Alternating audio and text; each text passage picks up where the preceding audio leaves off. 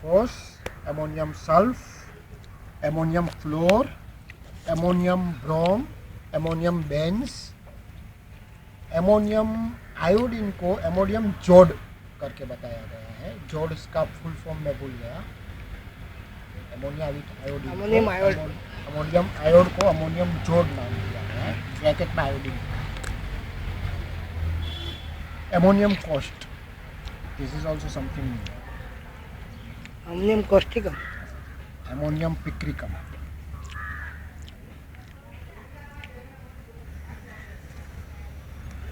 Now we start with ammonium. Ammonium with third row of salts with ammonia are ammonium sulf, ammonium phos, and ammonium mur. बराबर।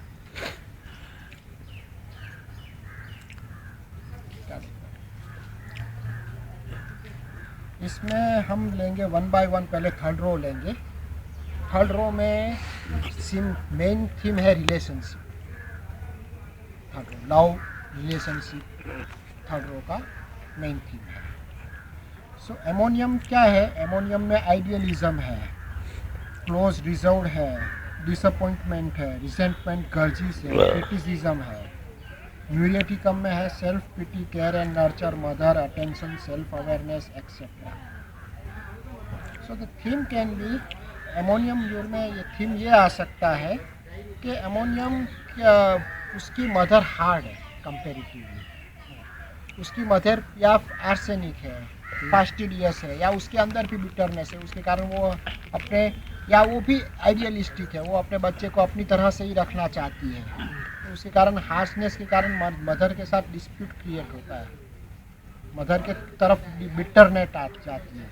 सो mother उसके कारण वो unprotected and vulnerable feel करता है, उसके कारण वो सिंस अनप्रोटेक्टेड फील करता है, तो उसके कारण और आइडियल है, उसको इस तरह का प्रोटेक्शन चाहिए।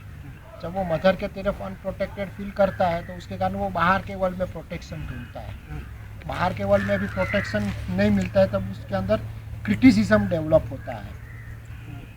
Everybody is harsh to him, he feels that way. Criticism, harshness के कारण उसके अंदर रैंकर, घर पैदा होता है, और that is the theme of ammonium mood, where the ammonium, all the ammonium are right sided. This ammonium mirror you can say a slight right sided, or you can even say left sided, because in one or two of the books it is written left sided ammonium mirror. So this is when there is mother problem with the mother.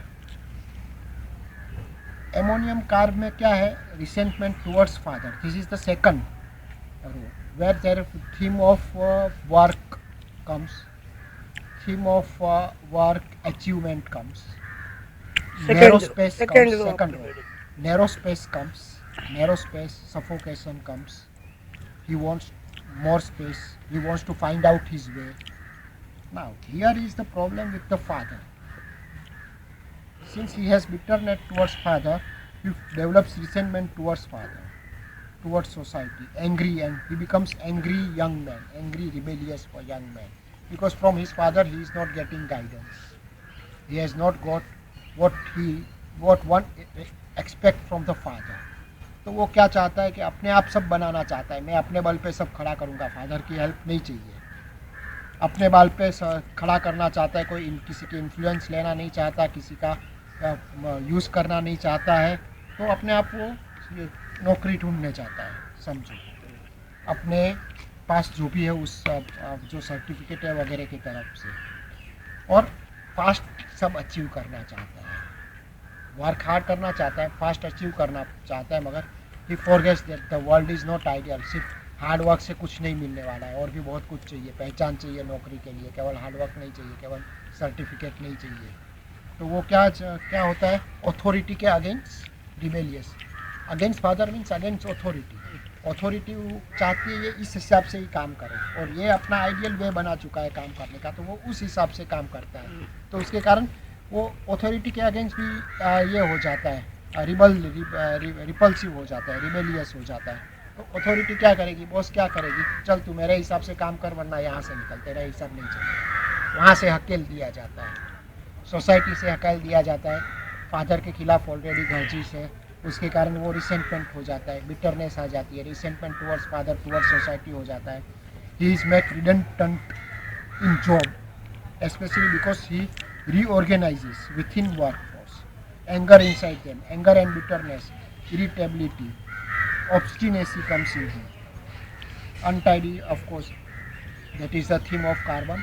Father के साथ नहीं जमता, authority के साथ नहीं जमता, bitterness, resentment develop हो जाती है, रैंकर, गर्जिश डेवलप हो जाता है। So this is